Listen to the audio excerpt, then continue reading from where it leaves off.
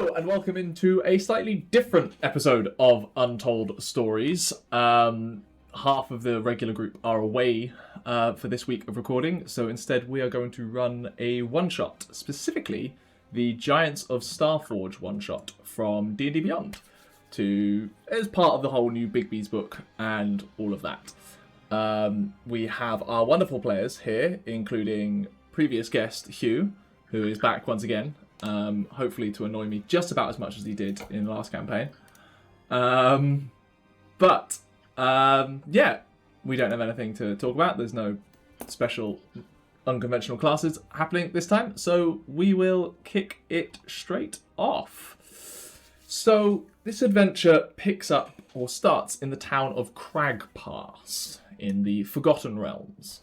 Where a group of 4 fairly well-known adventurers at this point are relaxing in the Slaughtered Ox Tavern. Just reminding themselves of good times and their various heroics that they've done in the past. Let's go around the proverbial table and introduce our characters, starting with Hugh. I'm not doing that.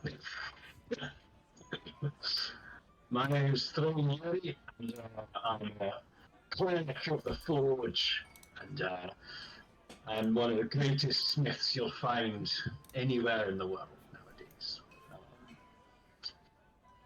That's really all you need to know about me. Bryn?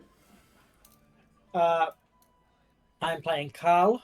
I am a well-renowned warrior of the clan, sent on missions to make sure that our good forgesmiths don't die when we need them.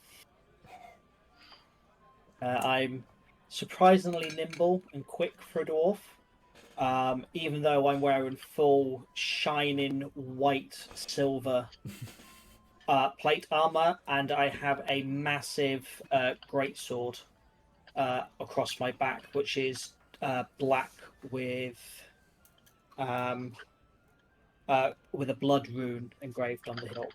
Dope. You're playing a fighter? Yeah, champion fighter. Champion fighter, nice. Very much a bodyguard. Nice. Stephen? Peek behind the curtain, I'm playing a hill dwarf who used to be a half-orc. Full on. There was a reincarnation spell. Yeah. So there's a hill dwarf paladin for wearing full dwarven plate armor and carrying a massive square lump of metal warhammer. Nice. And to finish off, Andrew? Hey, You managed to mute yourself.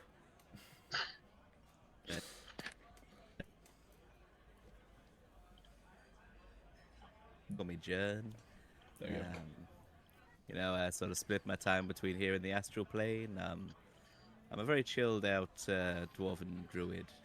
I've got a very comfortable, like, loose-fitting robe, and I'm just here to vibe, Excellent. While you are enjoying quite often paid for drinks, because at this point, as I say, with you all being level 16, you are well known in these parts, and many people are buying you rounds, or you have a tab that's stocked up aplenty.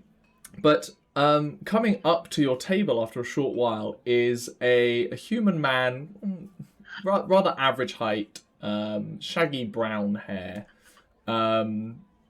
And he clocks you at your table and walks over. He goes, I heard you were here. I'm sorry to interrupt you on your afternoon off, but perchance could you help me out with a quest? Well, what's the quest? My uncle, Theladin. Oh, I should introduce myself. I'm Evan Gittle. But anyway, my uncle Theldin. He's an excellent smith, equal renown to yourself. Good sir. He's been kidnapped by the fire giant Brimskarda. Well, frankly, I'm deeply worried for his safety, and I'm asking you to rescue him, essentially. Who was he kidnapped by? Brimskarda is this fire giant. I don't know an awful lot about her, but I think she wanted his skills for creating something. As far as I know, that he was kidnapped and taken to the Starforge up the mountain in the crater. You know the place, yeah? I'm assuming we know the place. It's a fairly well-known place, yeah. And why can he not? Why is he being like? They're making something.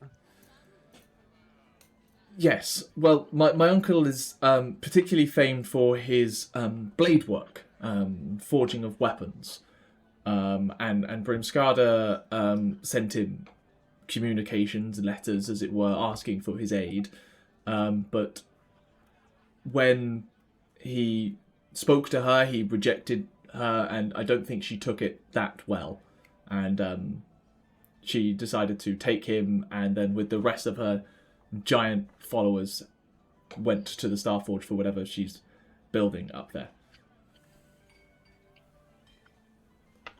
Well, I'm down. I mean, like, yeah. Well, I if you're mean, like, down, if then you're I suppose gonna- I've got to follow you to make sure you don't die. I mean, like, if you're just gonna like take a guy, that's not on, man. That's not what it's about. A more relaxed attitude than I would have thought, but yes, that's excellent to hear. It might be worth you passing the Fireside Monastery on your way up. It's on the path up to the Starforge, so you probably can't miss it. The students there have a tradition of fighting giants, and they know more about Brimskarda and the Starforge than I do.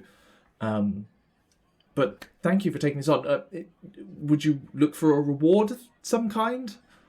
Can't promise much, but I can get something together. Do we need reward? I mean, if he's a well-renowned smith, I wouldn't mind having a look at his wares. Yeah, but like possessions just kind of tie you down, man. Possessions keep you alive. A peg is reward enough for me. I could do with a shield, but you said he forges swords. Smith. I've got to steal human smiths to do my stuff because I'm not a good enough smith. Well, I'll tell you what. One of you roll persuasion with advantage. Anyone got a good I can do persuasion that. roll? I'll do it. Shouldn't be me. Guidance. That is a. I believe in you. Persuasion. Don't fuck it 15. 15.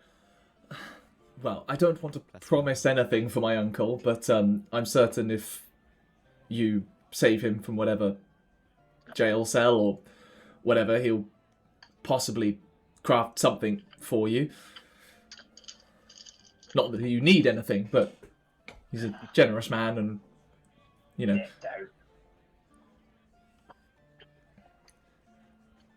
Well, I would love to come with you, but I'm certain I'd probably be more of a hindrance than a help.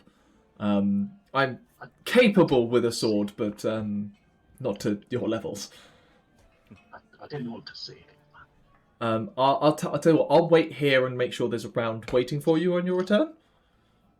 That sounds real Sounds good. good to me. Yeah. Okay, I'll keep the table warm.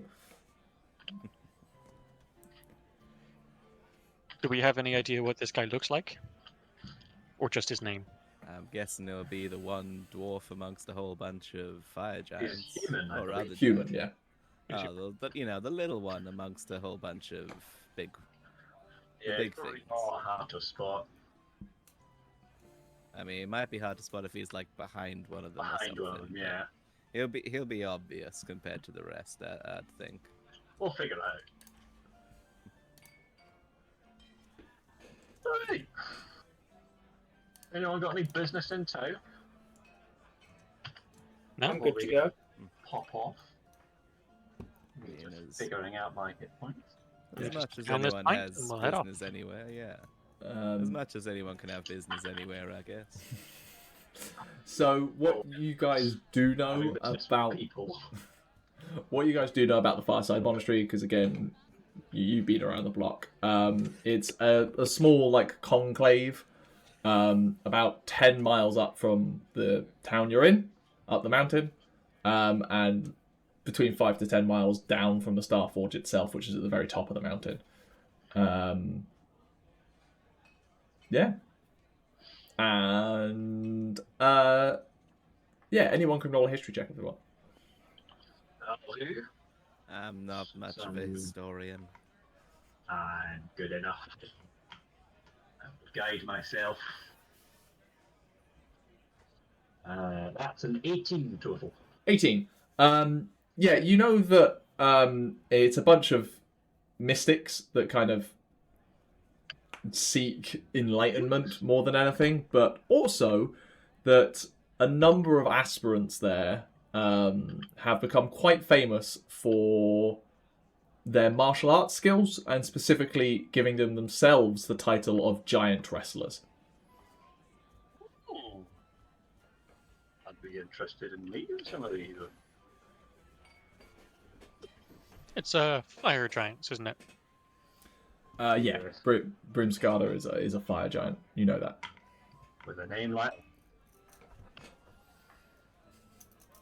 Very fire giant name. So you head off and begin the couple of hours trek up the mountain.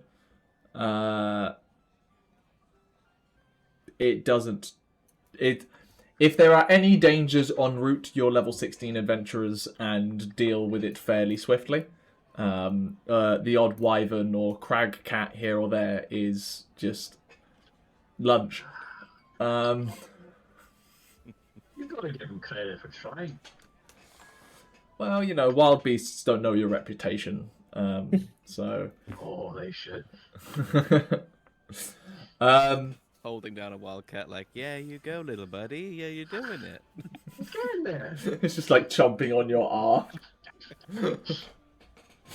Dangling there. Careful, you don't Yeah. jet. But no, eventually you do come to the monastery. As I say, it's a fairly simple place, but high up in the mountains, the wind is gathering up here. And you are actually met at like this stone archway gate by a furbolg of like auburn hair and dark, but like darkens into the fur over the rest of them.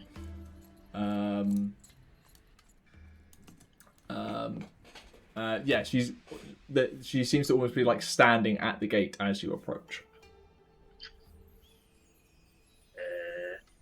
I know what this is.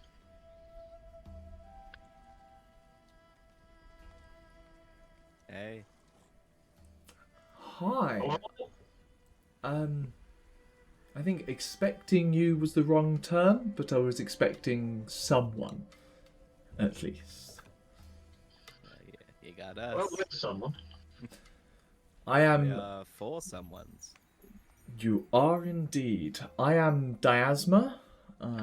I am one of the senior members of the monastery here. I believe you're coming for, well, information, training, a conversation. We'll see where we Information. end up. Probably not the training part, but it's always interesting. Well, I always stand by that even the most experienced people can stand to learn things from new people. Come. Let's go to a sitting room and talk, and I will answer any questions you have as best as I can. Let's get it going. Got a drink? she leads you through and like you see a scattering of other folks here. A fair number of furbolgs. It does seem to be a predominantly furbolg monastery. And you kind of see out in the courtyard a bunch of them practicing martial arts. It's not like the conventional Tai Chi-esque, like 17 people arrayed in a square concept. It's more Greek wrestling with an element of technique kind of concept that you see them partaking in. And not just in pairs, like there's threes and fours kind of all working together. As you're approaching actually one room, you see one such furbolg suddenly grow in size, taking on like the form almost not quite of a giant, but as a bigger threat. And you see like 3 younger furbolgs attempt to try and wrestle them. How interesting. Anyway, come in, and you're led into a fairly plain room, but while the chairs are predominantly stone, they are at least padded with some very simple cushions. And she like gestures for you to have a seat before taking one for herself. So, what can I help you with? Well, we understand that a local smith friend here, whose name begins with a TH, I believe, has gone missing and has been supposedly kidnapped by the giant smith, Brimskarda. You know, we being good Samaritans, we thought we'd go and have a look. I can understand that. I too was once an adventurer, and the call to heroics and questing is a strong one. I'm afraid I don't know anything of this smith that you speak of, though. But you say they were taking up to the Starforge? Yes. As we understand it, yes. Didn't say that, but yes. It's not reading my mind. What do you know of the Starforge? What would I know of the Starforge? Roll me a history check. I shall They guide make my... stars here. I can do this. Well, that's a 16. A 16. You know it was the site of a meteorite fall that got turned into a forge. But that's the extent of it. You've never been there yourself. What else are you going to do with a meteorite? I know that it's the site of a meteor crash that was turned into a forge. That is the base level of it, I suppose.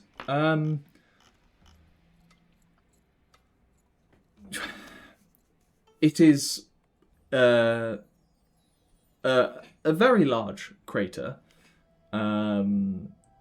which ancient giants decided to then construct a forge on top of. A lot of their famous rune work went into the binding of this star metal to harness it in useful blacksmith ways. And it is surrounded by a lake of snowmelt, but our scouts fairly recently have noticed that some of the rune work has been failing, or damaged in some way, which is causing the lake to become acidic to most people, which has in turn attracted less than friendly denizens of the elemental planes to the site. So, where is the lake in relation to the forge and stuff? The The lake surrounds the forge, I believe. Like sort of like Yeah, a donut. she moat kind grabs of like a rough piece of parchment and kind of sketches it out. It's a full on like 150-foot crater, which is like, so it banks in, and then there's a lake of water, and then in the middle is like a slightly like raised up section where the forge is built on top of. Gotcha. I will drop a map for you in chat because she's essentially drawn it. Is this from our current location? Roughly how far? It's about 5 miles up the up to the top of the mountain. Okay. It's not very far. Nice light walk. Nice little walk in the day. Um, Do you know how many dwarves there are? Giants there are up on the mountain? Or any idea of what they're up to? Or their composition and their forces, things like that? I can't say I know specifics, but I know elements. We've had some trips up there. Brimskarda is fairly well known. She was quite high up amongst her kin for a while, but as giants do, systems change and societal ranks, and she does have a small following of fire giants alongside her, who she's managed to maintain leadership of, and they are regularly up there. I'm not entirely sure what her scheme is, but you say it was a blacksmith of some kind. It's certain to be for some sort of plan to construct something that will raise her standing amongst giants yet again. I honestly quite dread to find out what that is. Because she can't do it herself. Because they're there. This map you've given us shows the bridge is damaged. Have you been up there? How do you get across to the forge in the middle? We don't, is the short answer for that. Right. Yep. The giant smiths who have been up there in the past make use of magical rings to protect them from the acidic elements. There's possibly, you might find one lying around, if I'm honest. Giants tend to be quite forgetful. I'm not sure how you... It might more be like an arm or a leg thing for you from a giant, but I've seen people make it work. At least it should be easier to find. If it's sized for a giant, that's going to be way bigger. You say it's...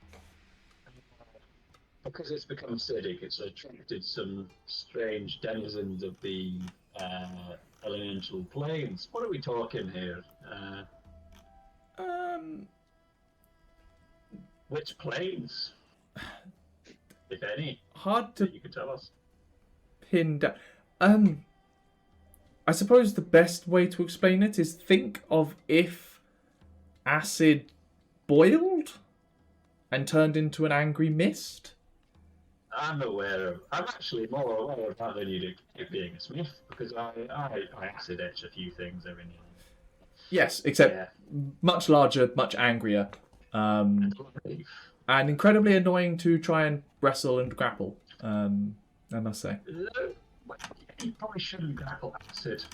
No, we've learnt that. It's a lost cause. Yes. Interesting. So, there's that to deal with. Can you tell us anything about the journey up?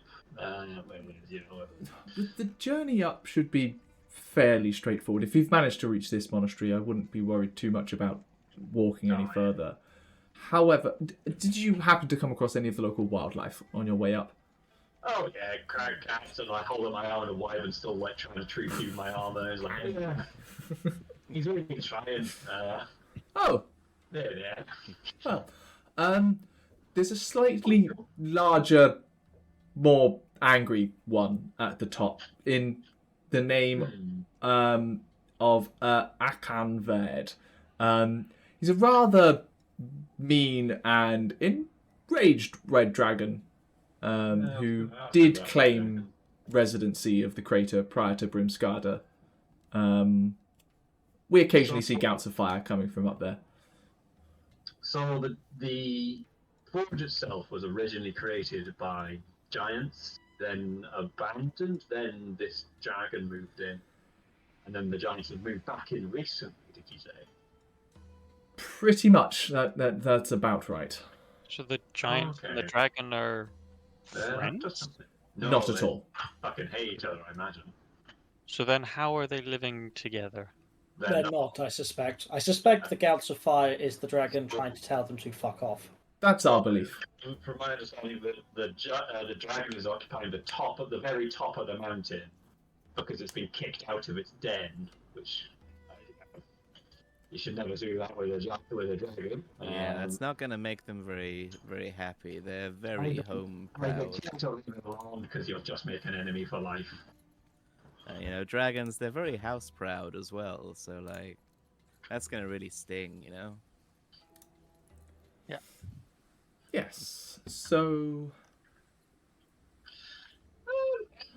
So she's got a small following of so yes, fire giants, which does bring me on to my next question.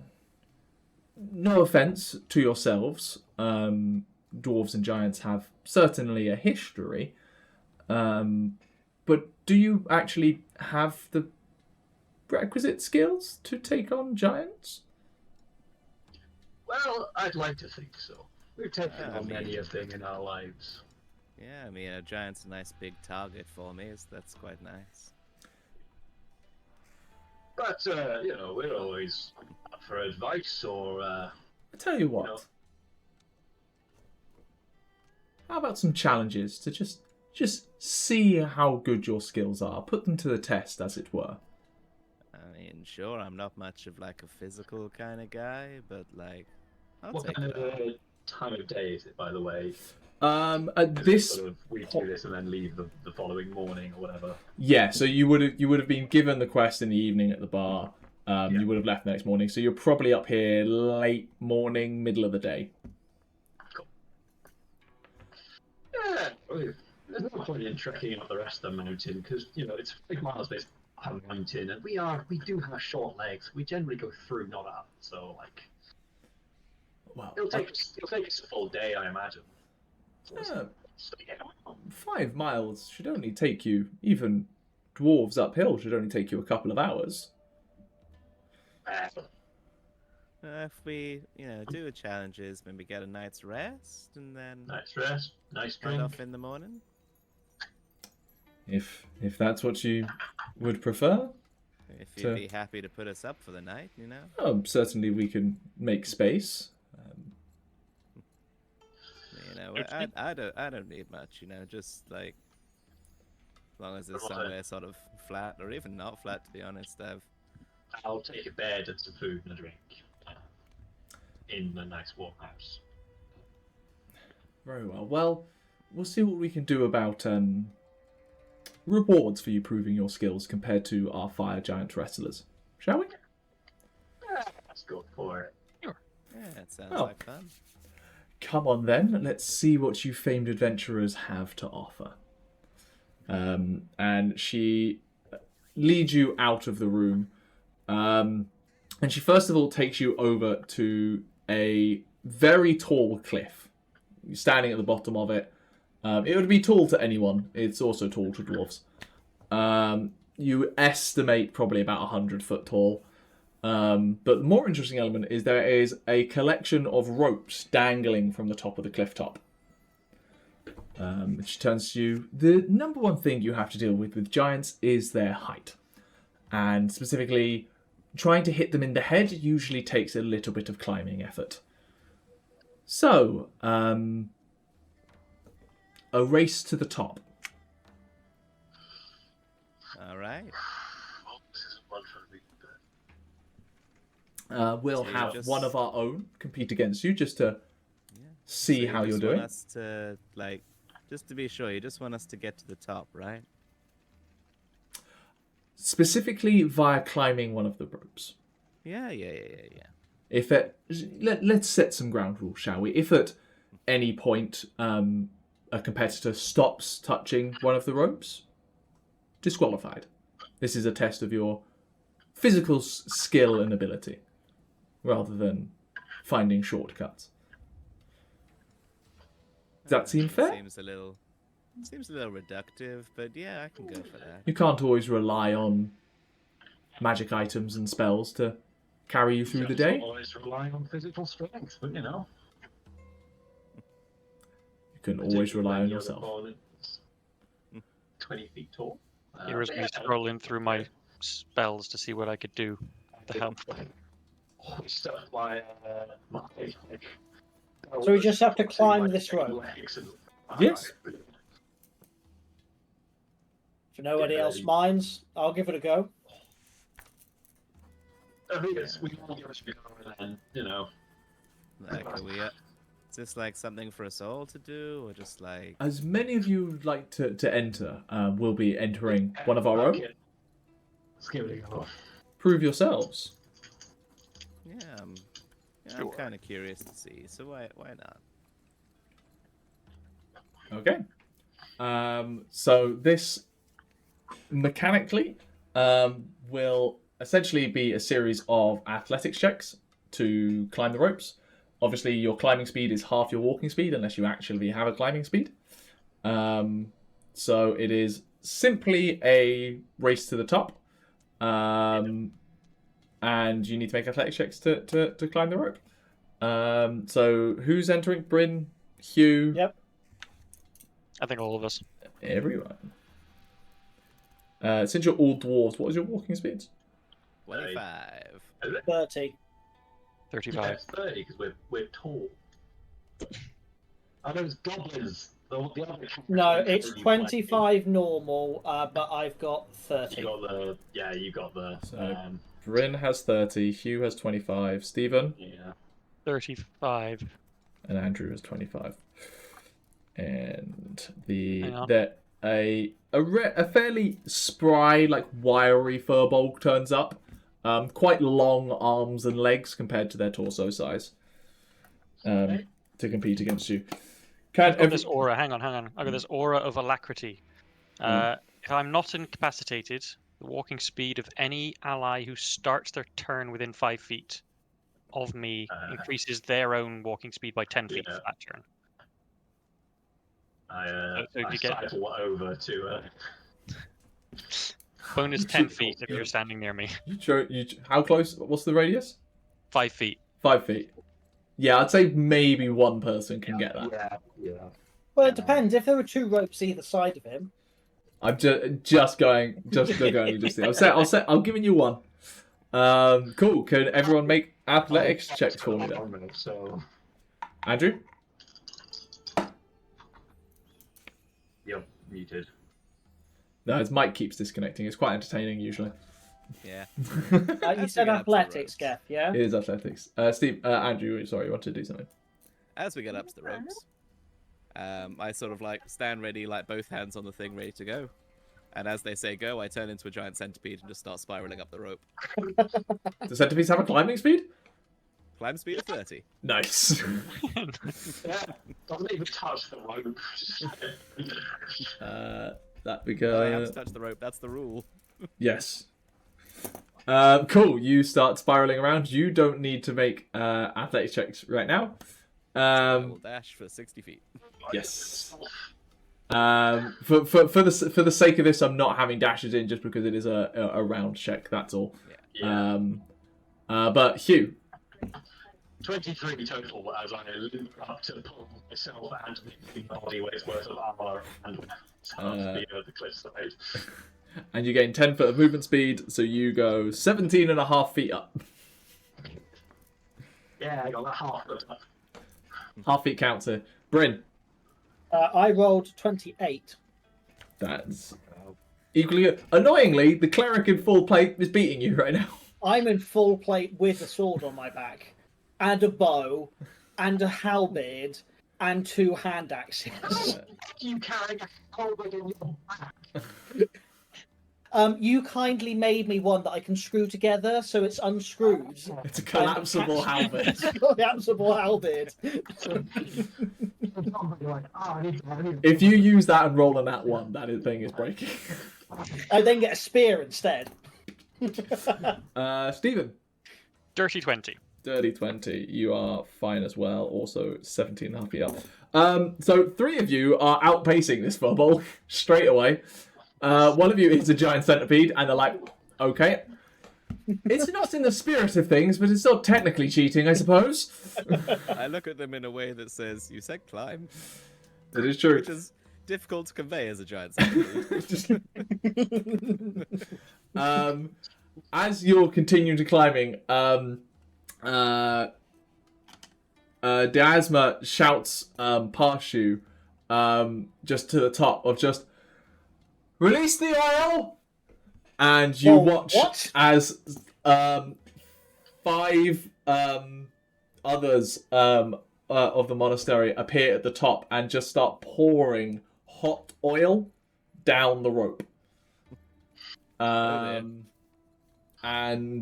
it does move fairly quickly. So you each do take, including the furball, 4 points of fire damage. I am no longer a giant centipede. Make me a dex save. I'm resistant to fire damage. Actually, that's a good point. All of you technically need to make a dex save to start. That may halve the damage, and therefore you may actually stay a centipede, Andrew. That's my bad. Wait, hang on. Wait, I need centipede statistics. Give me a second. 17 for my dex save. That's right. A centipede is better than me. 18. 18, and Stephen? 11. 11. So you all actually only take 2 points of fire damage in your various forms. Does that keep you a centipede, Andrew? Still a centipede. Still a centipede. And I need you all to make athletic checks, unless there's anything you want to do on your turn instead of climb. Can I cast freedom of movement to be immune to difficult terrain and the like? Well, this isn't necessarily difficult terrain. This is your ability to climb a slippery rope. And freedom of movement, I think, if anything, is going to counteract that as your hands move faster over oil. What is oil but terrain? I ain't giving you it. Because freedom of movement is, it's not difficult terrain in this case. It's just increase the DC on Ability. enhance ability. I will give you. Yeah. Yeah, athletic checks. With my advantage, I rolled a 22. Why do you have advantage? Because I have the feat squat nimbleness, Fair enough. which gives me the extra 5 feet of movement. I gain proficiency in acrobatics or athletics, so I've got both. And I have advantage in any athletics or acrobatics check. Broken feet. Cool. Oh, no, sorry, it said advantage, and then I've just read it. I only guess it to escape from being grappled, so I'll re-roll to see what I get. This isn't a grapple. I get a 23 instead. That's fine. Of course, I choose the athletics one. I got a 23 again because I rolled a 3 and then an 18. Ooh. Furbolg not doing well. So Hugh, sorry, what was that, 18? 23. 23, Stephen? Can I cast enhance ability as well? Yeah. Or the bull strength to get thingies. Cool. Advantage, roll that. Damn it. 15 with advantage. 15 with advantage, just enough. You begin to slip down and you manage to wrap your arm around. You get a mild friction burn from the oil somehow as you slide down a second, but then you manage to catch your grip and continue climbing up. Andrew. Yep. What was your athletic? Well, you don't need to. No, you still need to make an athletics check here. You are now a centipede climbing oil. With centipede statistics, my favorite bit of maths, which gives me a -3. That is an 11. 11. You are like worming your way around, but for some reason, despite having 100 legs, you can't find any purchase, and you're just like staying in the same spot. So you haven't actually moved anywhere and have been caught up / overtaken by the rest of your party. Oh no. Meanwhile, the Furbolg suffers the same problem as you and is unable to their foot has slipped, and so their brake foot is gone, and they're just trying to climb back on. What's the Grandmaster called? Diasma. She's still at the bottom. She's not climbing.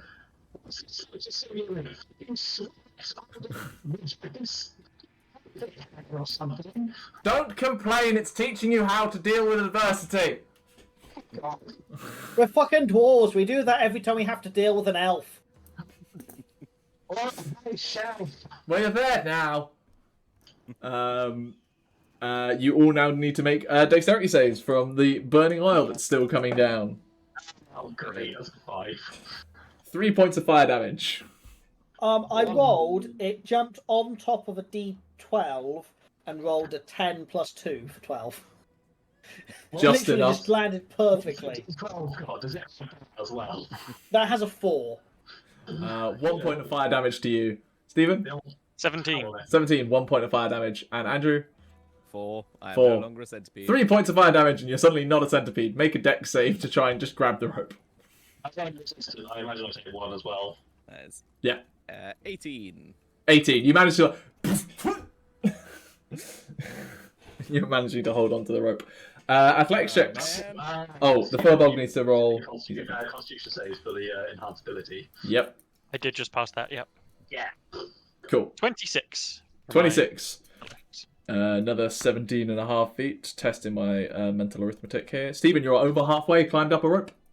Nice. Bryn. I made more progress than Stephen's character, whose name I keep forgetting. Does that mean I no longer have the aura? Because I think it's within 10 feet at the start of his turn. Don't know if it's my turn or your turn. It's Oath of Glory, isn't it? Oath, While they look that up. Bryn, Andrew? Aura I of rolled Alacrity. 28. Cast polymorph and turn into a giant ape. Yeah, if you start your turn within 5 feet of me, you get the bonus. Yeah. As far as I go down, I just slowly just grow bigger and bigger and bigger until I turn into an ape. So, yeah. Hugh, what was your roll? I need to roll advantage. Andrew, what was your athletics as an ape? Hang on. 23. Doing quick maths.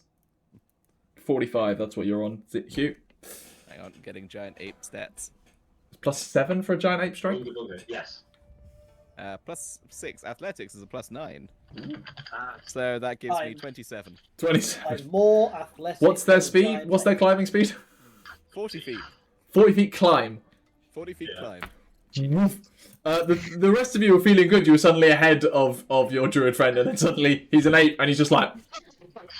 and he's basically nearly at the top now. I'm an ape with frosted tips. Giant ape ass just above your heads. Somehow he's got the red ass of a baboon.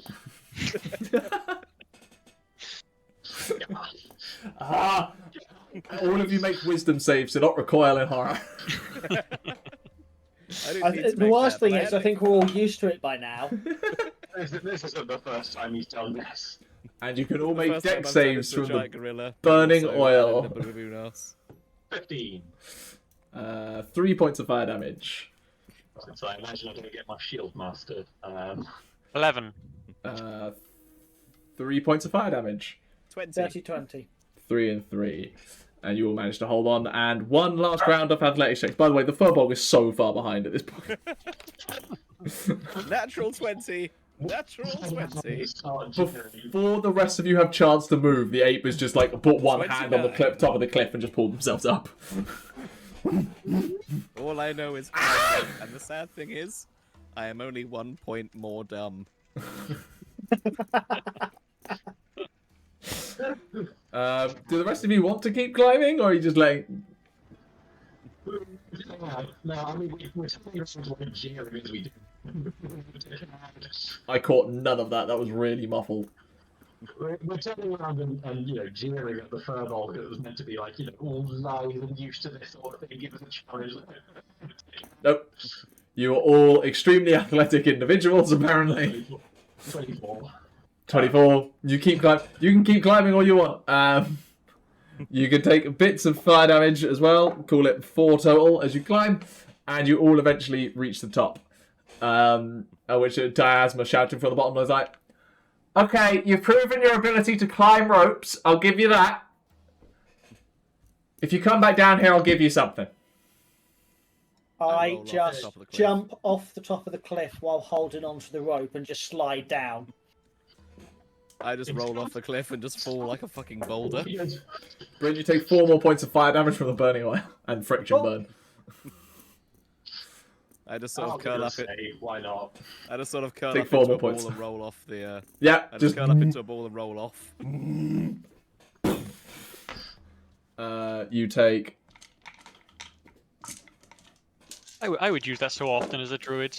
Just wild shape, roll off something.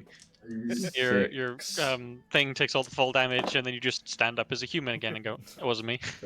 You take 38 points of fall damage as a giant ape. That is so little of my hit points. My giant ape hit points. I think it might be terrifying that I, as a fighter, have the least amount of hit points out of all of us. How many do you have? Max of 148. Got up that yeah, con that's score up, significantly mate. less than me. Well, that's done with, at least. I have functionally 300. She goes into like a pouch, like a bag that she has on the side, and like holds out a potion towards you in your giant ape form, Andrew. Like, I'm not entirely sure you need this, considering the size of your muscles right now, but it may help. And she hands you a potion of fire giant strength. Is that one of for each of us? No, just one potion. Just the one potion. Yeah. I'm gonna like exhale, and as I exhale, I just kind of deflate from being a giant ape back to myself. Anyway, enough of rope climbing. Let's see how dexterous you are, shall we? We've shown your strength. And she takes you over to a 150-foot wide lava field. Just the heat coming off it. And 5 boulders are rolled out in front of you, including another 4. A fairly swole furbolg at this point. By your best estimates, any mountain dwarves here, probably about a 200-pound boulder. Okay, ground rules. If you drop the boulder, you're disqualified. And quite simply, the first person to cross the lava field without dropping their boulder wins. What's 200 pounds in old money? 2.2 pounds per kilo, so just under 100 kilos. Sorry, what were they saying? I was in the astral plane briefly. Right. You look out ahead of you, and there is like this smooth tract of hardened lava, but with like an intense heat haze, like over the top of it. You know for a fact that touching that is going to hurt. Oh, how long has it been? How long does it take for us to walk? Straight over. Okay. She's wasting no time. Fine. So the question is, firstly, what does 200 pounds do to people's encumbrance? I was just trying to look at what my carry capacity is. Yeah, I believe where's it's the 10 text times your strength score. Hugh, that's I usually... can't carry that normally. I've got 150. 160. My carrying capacity 10 is or 15? 300 pounds, but my push, drag, or lift is 600. Where'd If you find go that? to inventory and then click on the weight carried, it'll open up and tell you. So what's your carry? Ah. Because you can't push or pull, otherwise that's on the ground. You can lift though. Yeah, so what's mine your is lift? 300. Okay, so you can lift it without being encumbered. Mine is also 300, but I am also currently carrying 117 pounds of stuff. Okay, so you will be encumbered. Carrying. I mean, I will. 240. I will have put down. Since maybe boy, I point to like the big furball. He's not wearing anything. Can I take his power off? Yes, if you wish. Just tear away armor.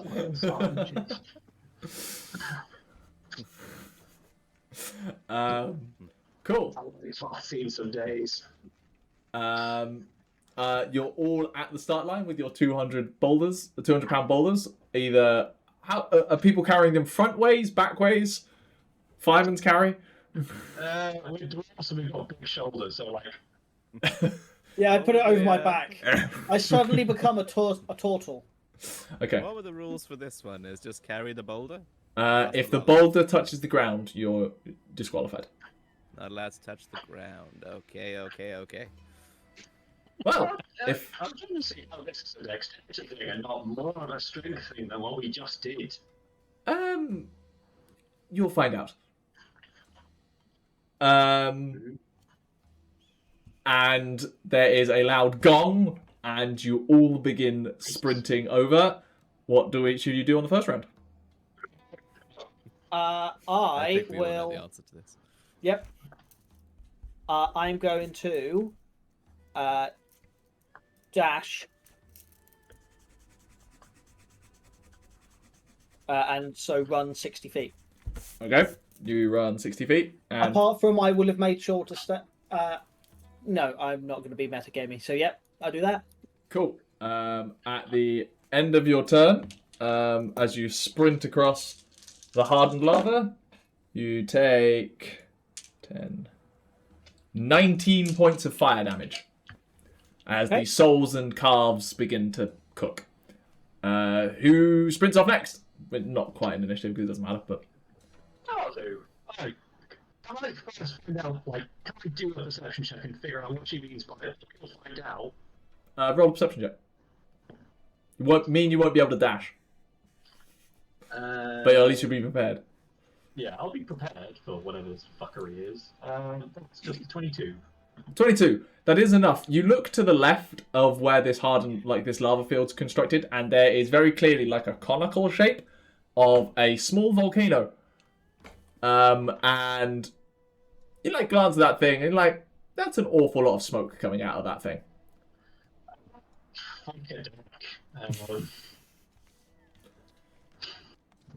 She said, so the only rule is that you can't touch the lava. The boulder can't touch the lava, or touch the ground. Yeah. I walk around. Sure. You will take a long time. You just begin walking around. If that's the only, is that the only rule? There's no time limit. It's just. Well, it's the first one across gets the reward. Okay. And so we're up against the burly furball. Yeah. Okay. Who is like Fucking. sprinting across. I'll step on his foot. And yeah, I guess I'll start walking. Start walking around. Yeah.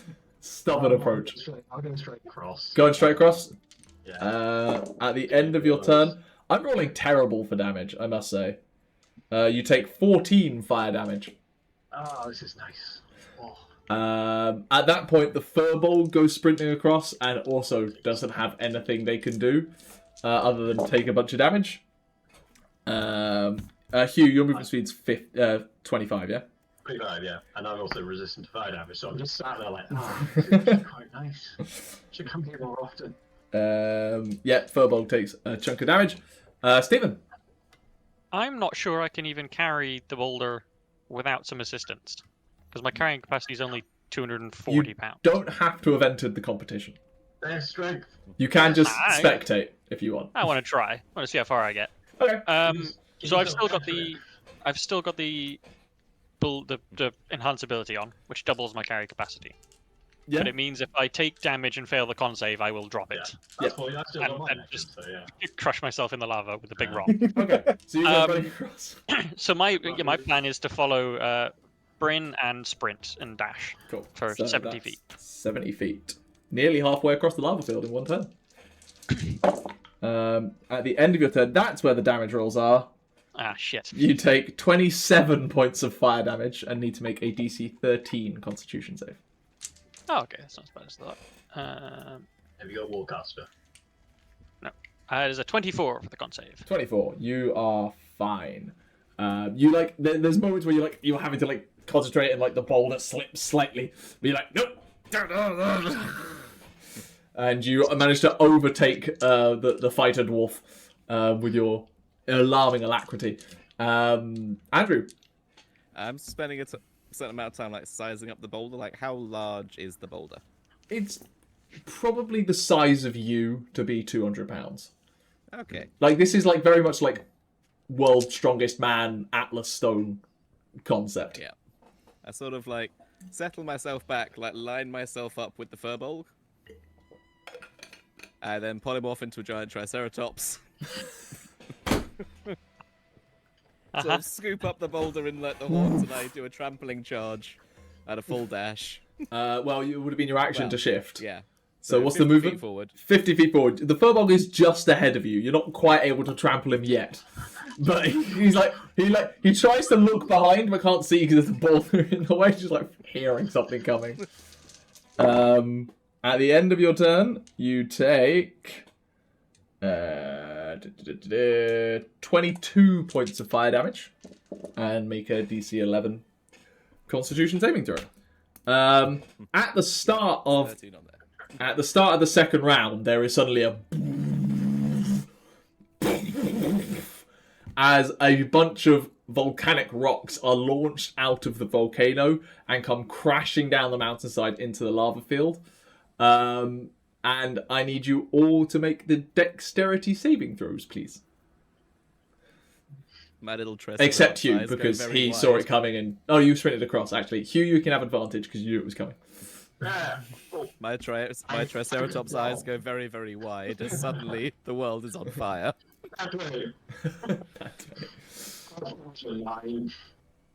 15 minus 1, 14. -1, brothers. Braden and Stephen? 6. The maximum I could possibly roll of 22 after using Indomitable because I rolled a 2. Cool. You see a boulder coming and you turn the boulder on your back into it to break it apart to avoid going down. Stephen, you don't see it coming and you just get bodied by a piece of volcanic rock into the lava, knocked prone, stumbling out, and your boulder hits the rocks and you are disqualified, also standing in the middle of a lava field. So. Fair enough. The other two of you, the Triceratops just tanks one. Essentially, it doesn't dodge it; it just tanks it. And Hugh, the only person who actually thought about things, sees it coming and like tracks trajectory and just kind of like walks around. But crucially, what this has done has landed some non-lava points in this lava field that you could potentially try and hop and jump between. Because this is the order I've got written in. Bryn, what do you want to do? I will. How close am I to Togrim? Not Togrim. He is 10 feet ahead of you, but prone. Okay, but I'm now. Oh, not with him. That's fine. Cool. I'm going to sprint forwards, but if there's a boulder that I can hop onto right at the end, I'm going to jump on that. Okay. Make me a acrobatics check at disadvantage because you are lugging a giant rock around. Fair enough. Acrobatics or athletics? Sorry. Acrobatics, I'm going to say, just for that ability to hop up. Right. 11 and a 10 for a 17. 17. Powerful dwarven thighs. You're sprinting across and ha, ha, ha, ha. It's still quite warm, but it's not hot. Oh, and while I'm there. there, that would have been with a dash in there as well. Yeah, 120. You've gone 120 feet at this point. Cool. You've got 30 feet to go. We will roll initiative on the final round to see who gets across first. Hugh. I just don't give a shit. I realise it's like really I was just yeah. I'm gonna keep going dashing as I go. You take 20 points of fire damage, half to 10. As you move 50 feet forwards. Alright, I'll say. You overtake you come across the prone, half-buried form of your paladin. I'm wondering. I'm trying to track it with me. I think it was getting out of the actual burning lava on his feet. Drag him out of the lava. I'll let an athletics check if you want. The Furbolg goes next. Literally, his whole job is sprinting, but will end failing to jump up on one of the lava rocks, so will take the damage. That's a chunk of damage, actually. That's 22 points of damage. He's taking a lot of fire damage. You're covered in burn, you idiot! He can't technically polymorph, but he's staying true. Which now means it's Andrew's turn. I polymorphed and have a tiny Triceratops brain. You do. I do a trampling charge at a full dash. Do you hit the Furbolg? Yeah. Okay, go for The it. plan when I changed. Furbolg has to make a strength saving throw. Oh wait, no, I have to hit it with a gore. I have to hit it with a gore attack first. Hang on. Yeah. Oh dear. No rolls against it. Yeah, that's a 26. This Furbolg goes flying through the air. Fails the strength check. Got a 14. No, that succeeds. Oh, managed to like stumble and stay upright with the boulder and like parry forward. Does it like? I'm giving him an extra 5 feet for that. You bury him forwards. That is. This all kind of happens simultaneously while he's running and you hit him. Yes, that's. He's not looking good, is what I will say. He's not about to.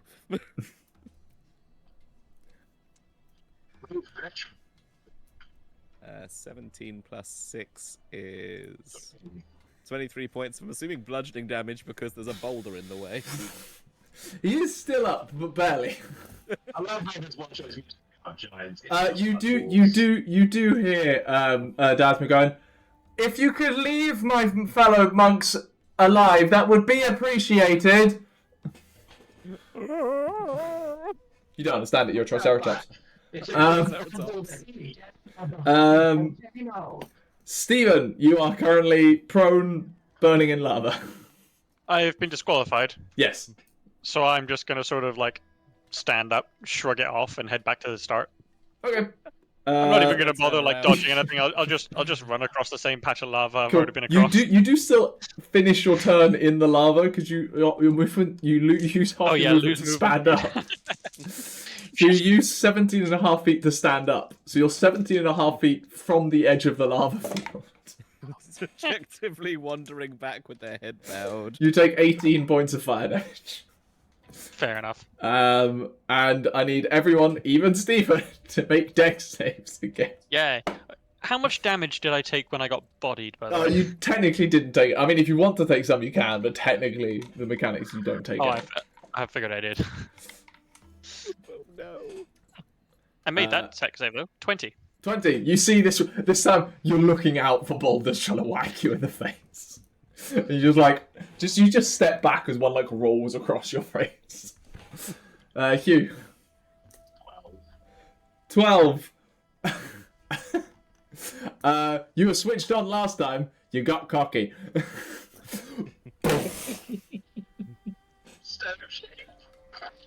You turn. You try to stone shape, and the momentum just takes you with it, and your boulder cracks along the floor, and you are disqualified. Bryn and the Triceratops. I rolled a 14 for a 16. Ooh, close. Basically, what I imagine happened is the boulder hits the boulder that I'm on, Yeah. and I kind of just have to like hot step to try and stand The on top problem of is it. that happens, and you feel your boulder because you used the boulder last time. It cracks in two, and now you're holding two halves of a boulder, one in each hand, and like trying to balance that now as you're finishing your run. And Andrew, So I got a I have a -1 to Dex. Mm-hmm. So that's a 0.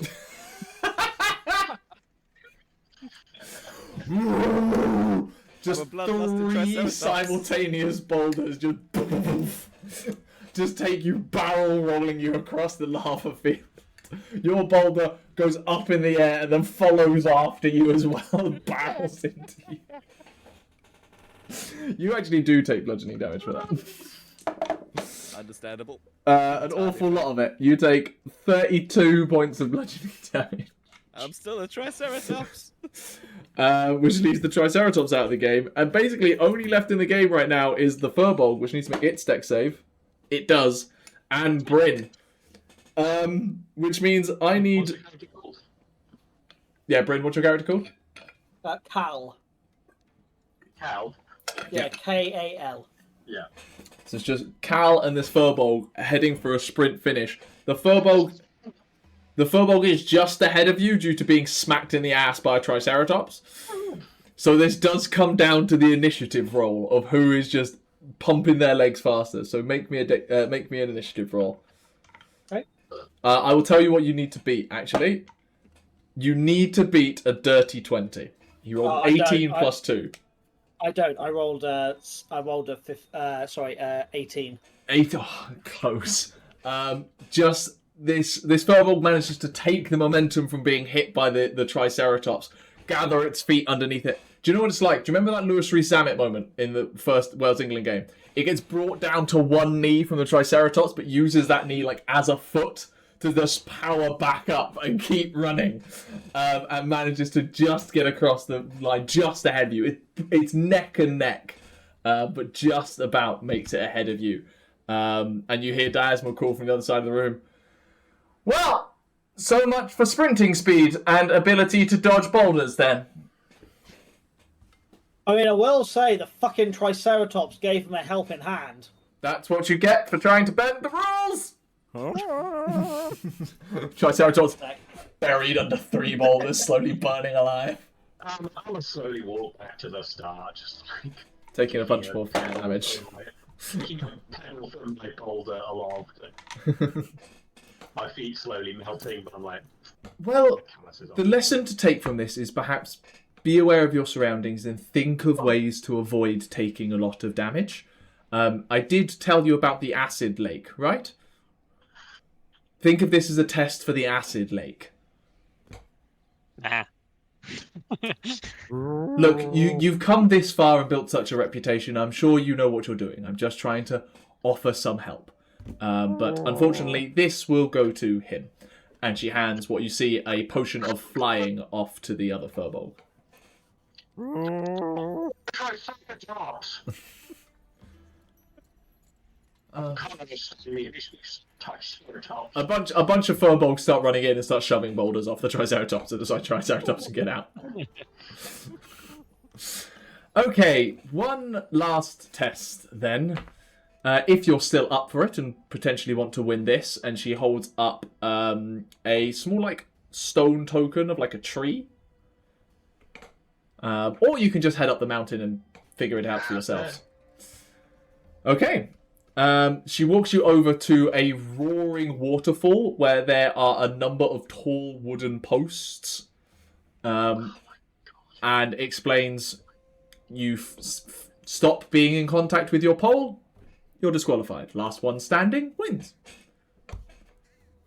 But we have to climb the post, or we have to stay stood on top of it? You'll stay stood on top of it. It'll start once everyone's up there. But to make it more interesting, we have this. And there's like these jars of like a mud paste.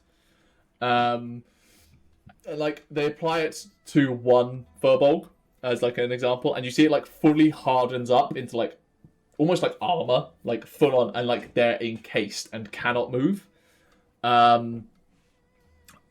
So yeah, but you then see the Furbolg like manages to make like one movement, and the whole thing, like a fragile china, just cracks and falls off them. In theory, most people have the strength and fortitude, and this mud paste helps them stay on. This is more about your ability to stand the deafening punishment of the waterfall for long enough. This is a test of your willpower more than anything. So we'll see how you all fare. Are all of you entering again? Alright. Yeah, why Sure. not? Wonderful. Seems a shame to duck out now. So you are all encased in this mud. It's not an unpleasant sensation, but it is like if you've ever had a mud wrap, or played a full-on mud sport and then had that like caking feeling on top. It's that there's a pressure on your skin. But as I say, it's not unpleasant. How many posts are there? Are there just enough for all of us? Or There's quite a lot. It's clear that this is something that they do fairly regularly, and so they have a number of people. It's just only 5 are in use right now. Cool. Do we have a little bit of time to get prepared? Yeah. Cool. During this time, Bryn, you do heal up 1d6 hit points. Takes time to apply. All right, how we heal it? How we cheating? I've got a cheat.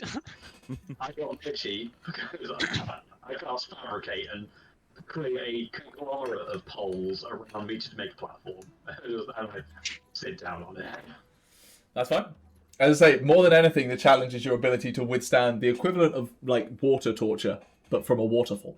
I've got an arm back as well. But you are in a meditative pose as they put the mud paste on you. Anyone else doing anything? So the mud paste is to help, right? Yes. So while the mud paste is on you, you're given a demo and everything the barrage of water does nothing while you're wearing the mud paste. You are immobile. But as soon as they then crack the mud paste, it's suddenly the person tries to hold on before being swept away. All right then. Cool. So have we got to we're put on this post and then covered in mud? Yeah. Okay. Okay. Yeah. I'll try and do something after. Okay. Bear in mind, while you're in this mud, you cannot move. The moment you move, it breaks, and you're suddenly trying to hold back the force of a waterfall. So if you're doing anything that involves a spell, bear in mind somatic components. Even, to be honest, any component would probably force it to break, because you would have to move your jaw to speak. Material components you'd get away with, provided you have the thing. But yes, and so it begins, and I need everyone to make a wisdom saving throw, including the furbolg. I'm just going into this completely natural. It's good. So that is a 27. 27. 19. 19. 15. 15. You're all sitting there patiently. Bryn, I need a wisdom save from Cal, please. Didn't have anything to. Wisdom save from Cal, please, Bryn. No. What was the total? 3. 3. The moment you're there and this barrage of water has come past your ears, you're just naturally flexing every time a gout suddenly hits you, and it's mere seconds you're sitting there before your stone thing cracks, and suddenly you are being barraged by water trying to push you off. I need a fucking beer. But everyone else has managed to maintain serenity as this gashing of water comes through.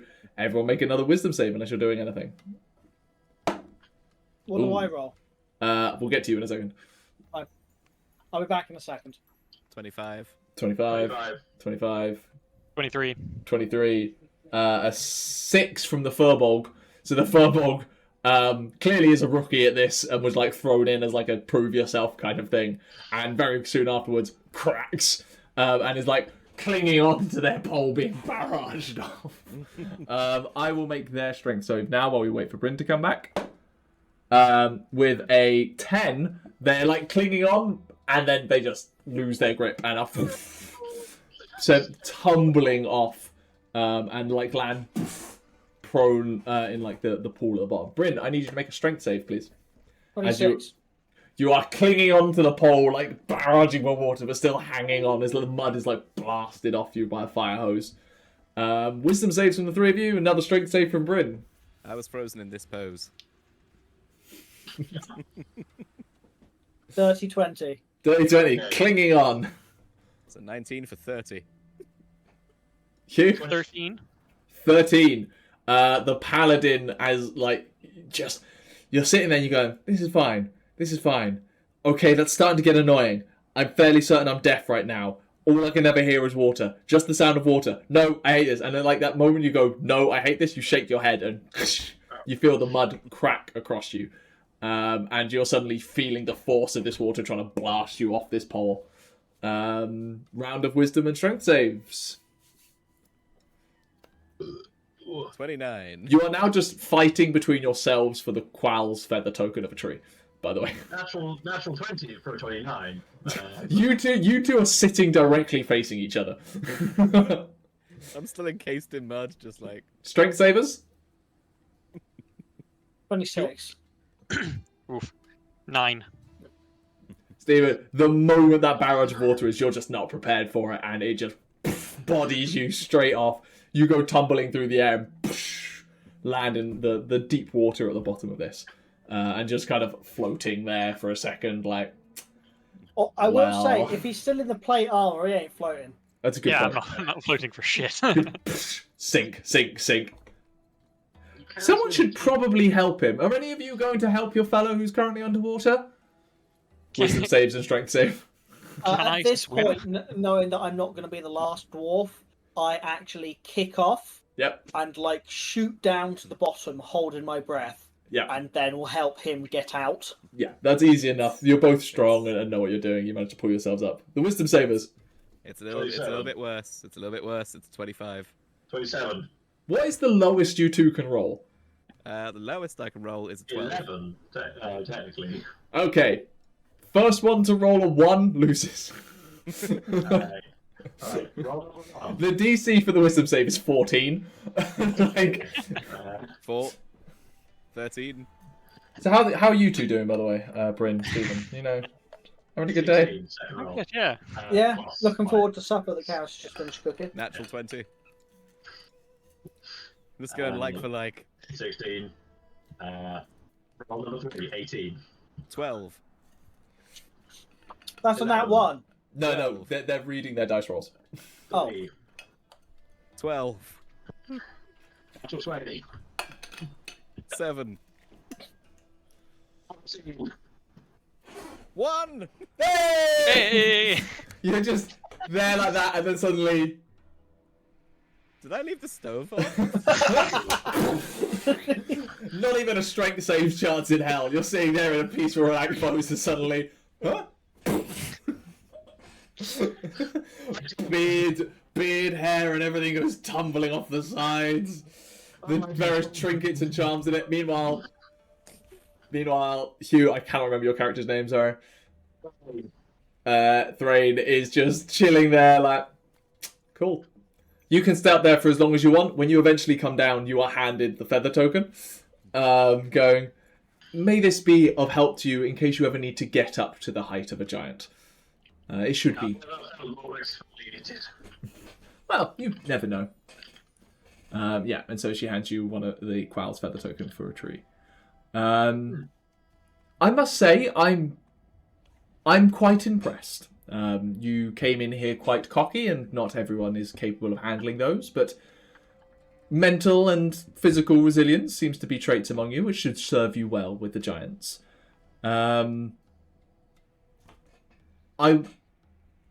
This is no commentary on your own abilities at all. I certainly believe you are capable of defeating the giants by yourselves, but should you wish, I and the 3 who you competed against would be willing to come with you. What do you think, gang? More the merrier. Yeah. Yeah, don't see why not. As long as you're bringing meat with you. We don't have any mead, but you're welcome to bring stuff by yourself if you wish. Okay, out of character, I think considering that we have a party of all dwarves, every single one of us would have had a dwarven tankard. Bryn, do you want to sit up, by the way? You're like down here. I also think it doesn't help that my chair has actually gotten lower because I lost the wheels. He's cosplaying. That's what always happened with Thrungi, wasn't it? I was always down here because the thing was so high. So, yeah, I mean, we'd love to test out our skills against some fire giants. So, thank you for having us. It's about a 3-hour hike up to the mountain, and we've probably got about 6 hours till sunset. So, if you wanted to set off now, we could. I'm aware that you're a little singed, so we could offer you some healing or take a short break now. By the way, how long did we wait for those two to fall off? You were there. I mean, that was a lot of rolls. You were there for a. Yeah, I'll give you another D6 healing while you were waiting. 1. I guess it more depends whether we want to be fighting in the dark or in the daylight. You all have to dark be vision. fair, fighting have- in the dark for us doesn't matter. Yeah, but I- From what I can tell, I've never been in the Starforge, but it is a beacon essentially. The thing is incredibly well lit. It is well named. It is essentially like a star on a mountain. Like, you won't be lacking for light up there. And I will say, I don't trust that fire giant. If she's up to something, the sooner we stop her from doing whatever she's trying to do, the better. yeah, I mean, So perhaps not waiting too long, and if we have daylight, we might as well head up now. I'd understand if you want to break for some food right now, or some mead, if you have some. We're dwarves. We eat as we walk. We drink. I mean, I quite like sitting down and eating. She is fundamentally offering I you a can short do it. rest. Yeah. Yeah. I fundamentally don't get a lot of short rest. So. You get your hit points back. Hit dice, I guess. I didn't lose a lot, to be honest. Yeah, I'm not going to bother on a hit dice because I've lost 1 hit point overall. It was all fair based. So. The main I'm thing also is the loss not. of 2 level I'm 4 also going to spell go. I slots. don't need a short rest because based on a 3-hour, I literally can't. I have to roll 3 hour would be 18 18 D6. rolls, You'd get of 18 D6 which hit points. statistically I'm going to roll 20. At least I'm going to roll the 28 I need. I mean, the minimum you can roll is 18, so yeah. Exactly. So Cool. If none of you want to take a short rest, you can head off now. I mean, The paladin hasn't spoken up, and they did get burnt quite a lot. I did get burnt. Is there any sort of healing? I can cure wounds and I can lay on my hands myself. I can But is give there you a bit of anything healing. that the monastery is offering? They're mostly monk types, so not a lot of healing offering Nah. them. How are you Okay. looking? 145 out of 196. I've lost like 50 health. I can cure myself. I mean, if we call it a short rest, fuck it. Let's take it. You grab some food. They share some of their food Yeah. with them, which is like Highland goat kind of stuff and moss and lichen. And so you can all take a short rest. And then No. and I will gain my 1 hit point back. gain your 1 hit point back. Your order doesn't restrict you from drinking alcohol, does it? No, we just don't have a habit of brewing it ourselves, so we don't get it all that often. That's all. Let's talk to my own brewing company. I offer them some mead. I mean, if you got like a jar, I can get something going. It'll take a couple of months for it to, get Let's- real Yeah. good. Let's discuss that in victory, maybe.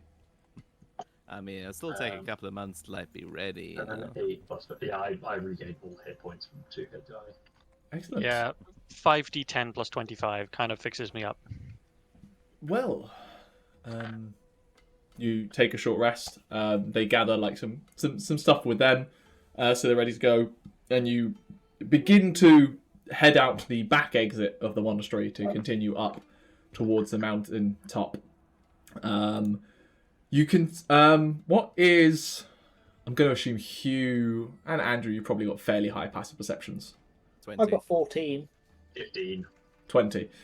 So Andrew, your character, you spot as you're like walking up, like odd like gouts of fire from like the top of this crater, and you even spot like briefly like a flying dragon seem to descend on some large figures, and like during the walk you periodically see them kind of loop back around. in a weird way, it's like there's like a guard patrol around the edge of the crater, but they're fighting each other in the process. It's essentially what's happening. It's like, you know, have you ever seen, you know, like when like two dogs both think they have the same like space, and so they're just kind of like, you know, they're walking their patrols, but they bump into each other and they just kind of go at each other for a bit. It's like that, but one of them's a dragon. You know, one of them's a dragon and the other's a bunch of fire giants. Well, that sounds exciting. enough. Do you plan on joining in on that fight, or should we sneak past? It seems like their kind of argument, you know. It seems like. I mean, if they're fighting each other, it's a lovely distraction, and we can just ignore it. We will say we would love to fight them. So what we'll do is we'll distract them, and then you can just easily get in without drawing their attention. The dragon or the fire giants? Well, we actually want to go after the fire giants. The dragon we're actually okay with leaving alone. We've learned leave the dragon alone, and generally he's fine with it. But the fire giants is he's annoyed by, and potentially if we help him with the fire giants, then maybe we at least might have some kind of truce with the dragon going forwards.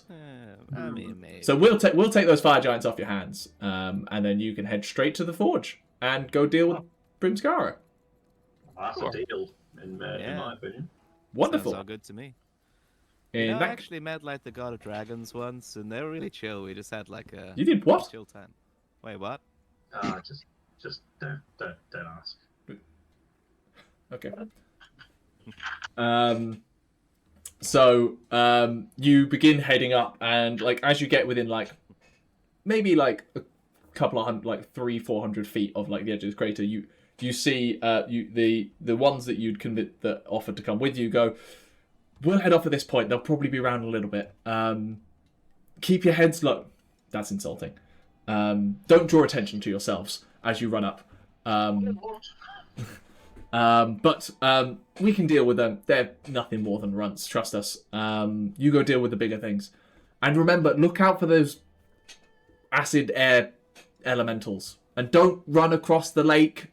Like, find another way. We got it. I mean, yeah, like I don't want to like burn my shoes, you know. I've already burnt them a bit. Well, good luck, and see you on the other side, okay? And they begin Made a mess of my loping challenges off. made a mess of my sandals, and they just go off they go. You know, it's. They begin loping off up a side track to go and intercept the giants as they come around. And I need you all to make stealth checks. I cast pass without trace. Oh, thank God. Druids. Disadvantage. A 13. Yeah, I was going to say, half of you are wearing plate armor. My skin is covered in metal. 21 total. 21 total. Dirty 20. Dirty 20. Natural 20 for a 31. Stephen, is that a dirty 20 plus 10? No. So 30. No, it's 10 plus the pass without trace. So that's a 20. Hugh, you were a 23? No, 21. 21, thank you. I rolled a 13 plus 5 for my stealth because I get a bonus on it. Okay. And then plus 10. So 28. 28. Andrew, sorry, you were a 30? 31. 31, 28. Okay. That is the median does avoid the dragon's passive perception. Just. I sort of just like wave my hands around. The air around us like flickers in and out like a little bit. There's like the tiniest hint of like a sort of starscape that like sweeps around us. Yeah. And you manage to you wait for the dragon to pass and get drawn off by the giants. And you successfully crest the lip of the crater. And you find yourself standing atop a roughly circular ridge, kind of nestled into this mountainside. It's like the thing smacks the side of the mountain. And it overlooks this massive crater, in the center of which is a stone structure that you can see, even in the dusk light that you've got here, is glowing brightly from within. Like an incredible furnace is inside. A shallow lake surrounding the island, which you have been warned is acidic. Which this stone structure is sitting in the middle of. And there are similar smaller structures dotting around the lake shore that, from this distance, look like normal houses. But then you remember that parallax is a thing, and they're very clearly giant-sized houses. that are on the edges of this lake. And the way into the crater basin is like loose scree and rubble, which will be interesting to step down. But that is a problem for next time. So we will be taking a break there, and we will see what happens as you enter into the Starforge next time with these mad-ass fucking dwarves. But until then, see you later.